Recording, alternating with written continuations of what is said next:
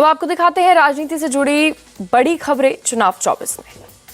India गठबंधन की दिल्ली में कल होने वाली बैठक टली। कई नेताओं के न आने की वजह से फैसला। कांग्रेस अध्यक्ष खड़गे ने दिल्ली में बुलाई थी बैठक। गठबंधन के सहयोगियों को भेजा गया था न्योता। लोकसभा चुनाव पर होनी थी चर्चा। जेडीयू सांसद सुनील कुमार पिंटू का इंडिया अलायंस को लेकर कांग्रेस पर हमला। कहा 3 राज्यों के परिणाम के बाद कांग्रेस को साथियों की आई याद। उमर अब्दुल्ला का बयान। बीजेपी सांसद ने 2 महीने पहले ही छत्तीसगढ़ जीतने की कही थी बात। अगर उन्हें पता था तो कांग्रेस क्यों नहीं। दिल्ली में कांग्रेस चीफ खड़गे के घर पहुंचे राहुल गांधी। केसी वेणुगोपाल भी साथ मौजूद। चुनाव नतीजों पर चर्चा। पीएम मोदी की पोस्ट। लिखा कांग्रेस के विभाजनकारी एजेंडे से रहे होशियार। 70 साल पुरानी आदत आसानी से नहीं जाती। एक्स पोस्ट में पीएम मोदी ने लिखा विपक्ष अपने अहंकार झूठ निराशावाद से खुश रहे। विपक्ष के और मेल्टडाउन के लिए तैयार है। पीएम मोदी की पोस्ट को पवन खेड़ा ने किया रिपोस्ट। लिखा हमारे प्रधानमंत्री की विनम्र भाषा देखिए। कांग्रेस नेता प्रमोद तिवारी का बयान। चुनावों में बीजेपी से ज्यादा कांग्रेस के वोट। मिलकर चुनाव लड़े तो बीजेपी का कहीं अता पता नहीं चलेगा। केंद्रीय मंत्री अर्जुन राम मेघवाल बोले पीएम की आलोचना करते करते देश की आलोचना करने लगते हैं विपक्षी नेता।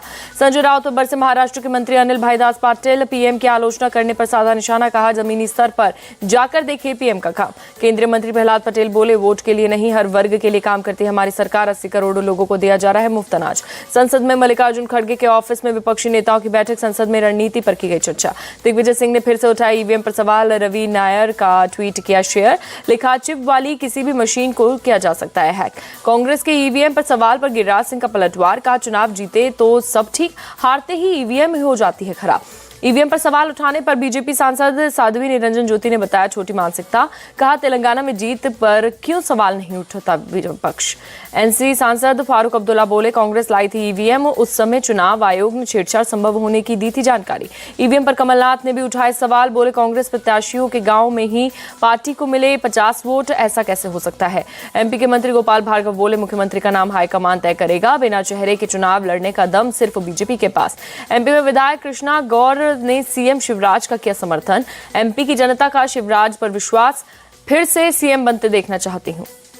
बीजेपी सांसद सुशील मोदी बोले कमलनाथ ने एमपी में राहुल सोनिया को किया इग्नोर। बैनर पोस्टर में फोटो तक नहीं लगाई। जयपुर में कांग्रेस दफ्तर पहुंचे अशोक गहलोत। कांग्रेस विधायक दल की मीटिंग में लिया हिस्सा। पर्यवेक्षक भूपेंद्र हुड्डा वासनिक भी मौजूद। जयपुर पहुंचे राजस्थान प्रभारी अरुण सिंह। प्रदेश अध्यक्ष सीपी जोशी भी 7 विधायकों से सीएम पद पर बातचीत। छत्तीसगढ़ में सीएम दीदी के नारे पर बोली रेणुका सिंह। कहा मेरे लिए बहुत सारे नारे लगे, जनता का प्यार है।